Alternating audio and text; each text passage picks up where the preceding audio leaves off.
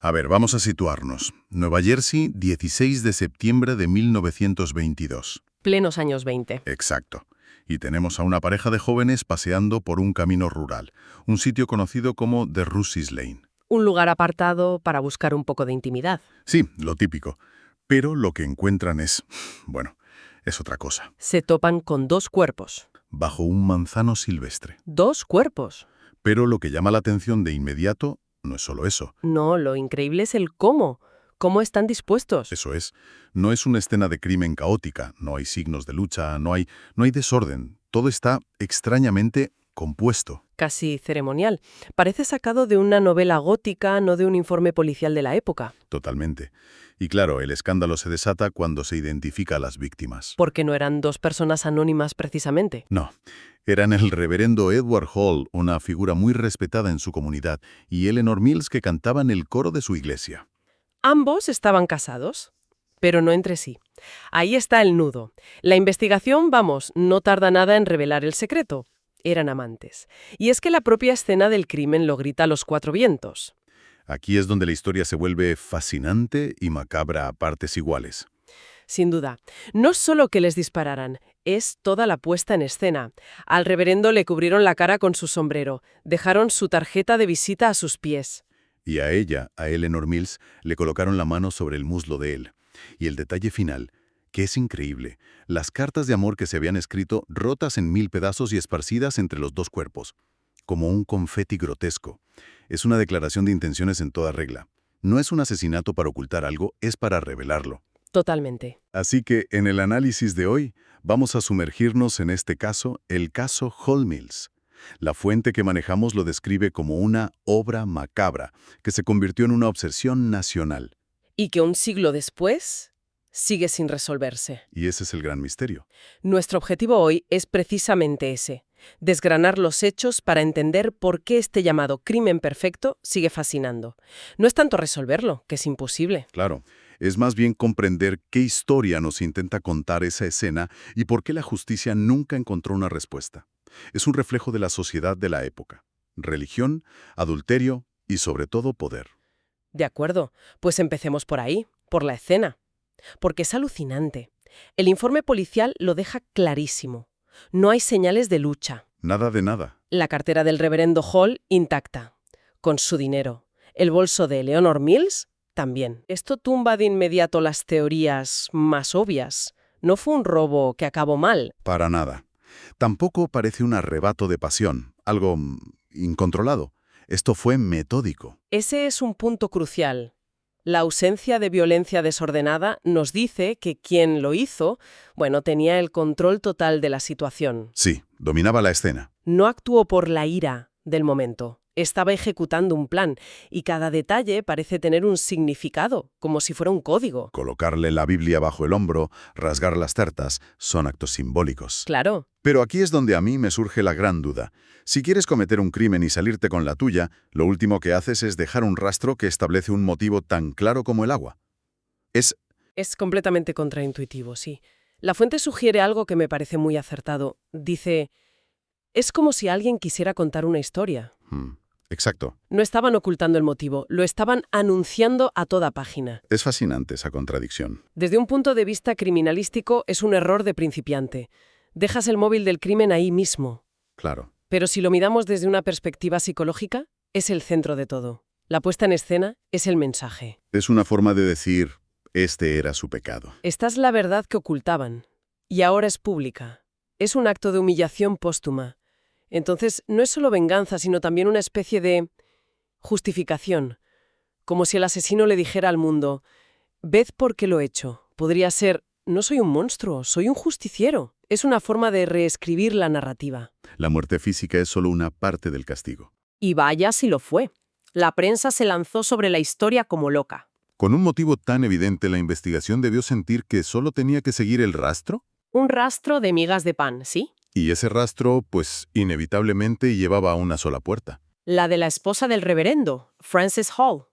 Y no solo a ella. No, las sospechas se centraron en lo que la prensa llamó el círculo de la viuda. Que eran la propia Frances, sus dos hermanos, Willie y Henry Stevens, y un primo. Tenían el motivo más fuerte que se puede tener. Celos, traición, el honor familiar mancillado. Es un motivo de tragedia griega.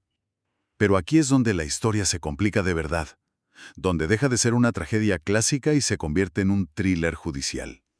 Porque los Hall no eran una familia cualquiera. No. El documento destaca un detalle que lo cambia todo. Eran poderosos. Pertenecían a la élite de Nueva Jersey. Francés venía de la familia Stevens, inmensamente rica y con muchísimas conexiones. Y la fuente añade algo que es, bueno, es una bomba. Dice que tenían influencia suficiente para manipular la investigación. Y esto no es una especulación, es el eje sobre el que gira todo el misterio. Claro. En cualquier investigación criminal, las primeras 48 horas son cruciales. Y en este caso, esas primeras horas fueron un caos. Estuvo en la escena muy pronto, quizás incluso antes que la policía. Espera, ¿cómo? El hermano de la principal sospechosa en la escena del crimen antes que las autoridades. Ahí es donde entra en juego la influencia. Pensemos en un pueblo pequeño en 1922. Claro. La familia más rica y poderosa tiene un peso enorme sobre las instituciones locales, incluida la policía. No hace falta una conspiración de película. Para nada.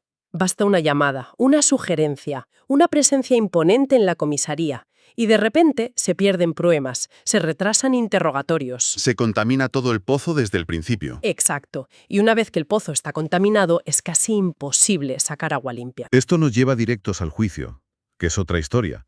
No se celebró hasta 4 años después, en 1926. Tardísimo. ¿Por qué tanto tiempo? Principalmente por esa falta de pruebas sólidas y por la influencia familiar. El caso se habría enfriado si no fuera por la presión mediática. La prensa. Sí, un periódico, el New York Daily Mirror, se obsesionó con el caso y prácticamente forzó que se reabriera la investigación. Y cuando por fin hubo juicio, fue el mayor espectáculo mediático de la década. Y aquí aparece uno de los personajes más pintorescos de toda esta historia, Uf, sí, Jane Gibson. a la que la prensa bautizó como la mujer cerdo. Exacto, una granjera que vivía cerca de la escena del crimen y que era la principal baza de la fiscalía. Su testimonio era de película. Afirmó que la noche de los asesinatos, su perro ladró, salió a investigar y vio un grupo de personas en el camino. Y que escuchó una discusión, un disparo y reconoció la voz de Frances Hall. Era una historia increíblemente detallada y dramática. Pero también increíblemente frágil, ¿no? Muy frágil.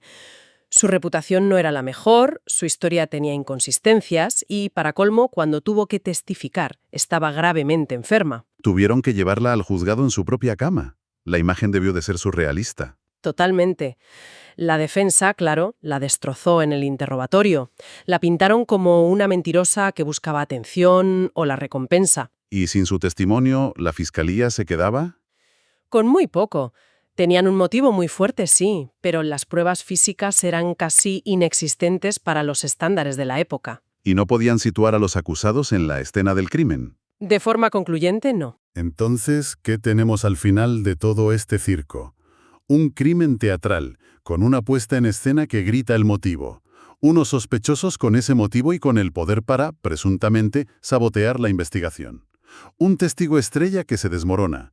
¿Y un veredicto? Absueltos. Francis Hall, sus hermanos, todos declarados no culpables. Por falta de pruebas. El jurado deliberó apenas unas horas. Para el sistema judicial, caso cerrado. Pero para el público, el misterio no había hecho más que empezar. Es que es increíblemente frustrante. La cita del documento sobre esto es desoladora. Dice, y así quedó para siempre. Sin culpables, sin confesiones, sin cierre. Es esa ausencia de cierre lo que lo convierte en una herida abierta. Y lo que lo mantiene vivo paradójicamente. Totalmente. Un caso resuelto, con un culpable en la cárcel, se archiva y con el tiempo, bueno, se olvida. Se convierte en una estadística. Pero un caso como este, Un caso abierto, ambiguo, lleno de y sís, invita a la especulación eterna. claro, se convierte en parte del folclore. Cada generación puede volver a él, reinterpretar las pistas, proponer nuevas teorías. Fue Frances Hall. Fue uno de sus hermanos por su cuenta. Incluso hay teorías sobre el Ku Klux Klan. La ausencia de una verdad oficial permite que existan 100 verdades posibles. Se transforma en una narrativa en la que el público participa. Y es que la historia tenía todos los ingredientes. Los celos de una esposa de la alta sociedad, la pasión secreta de un hombre de Dios, el contraste de clases, era un drama moral y un misterio de asesinato, todo en uno. La prensa lo explotó hasta la saciedad. Desde luego. Tenemos un doble asesinato transformado en un espectáculo macabro. Deliberadamente, sí. Una investigación que apuntaba en una dirección clara pero que chocó contra un muro de poder e influencia. Y que acabó en un juicio basado en testimonios endebles. Y el resultado es un misterio que, al no tener solución, se convierte en leyenda. Es un caso que trasciende el crimen en sí. Se convierte en un comentario sobre la justicia, la clase social y el poder de los medios. La verdad de lo que ocurrió esa noche se perdió. Me encanta la metáfora final que utiliza La Fuente. Dice, el crimen Hall Mills se recuerda como una obra macabra en un escenario perfecto, donde los actores desaparecieron sin dejar huellas. Es una imagen potentísima. La obra se representó, el público quedó fascinado y horrorizado, pero al final los actores se desvanecieron entre bastidores, dejando solo preguntas. Es la descripción perfecta, pero creo que hay una reflexión final que el texto nos invita a hacer. A ver, durante todo este tiempo, el análisis se ha centrado en las preguntas lógicas. ¿Quién lo hizo? ¿Y por qué no se les condenó? Las preguntas del quién y el por qué, las de siempre. Exacto, pero lo realmente singular aquí, como hemos dicho, es la puesta en escena. Y esto plantea una pregunta distinta, quizás más profunda. Adelante. Más allá de buscar un culpable, ¿qué nos dice sobre la mente del asesino el hecho de que su prioridad no fuera escapar, no fuera la discreción? Sino todo lo contrario. Su prioridad fue construir un altar grotesco para exponer una verdad secreta. Quizás el verdadero mensaje que nos dejó el asesino no estaba en las muertes en sí. Sino en cómo fueron presentadas al mundo. Exacto. Quizás el crimen no era el fin, sino el medio para contar una historia que de otro modo nunca se habría contado.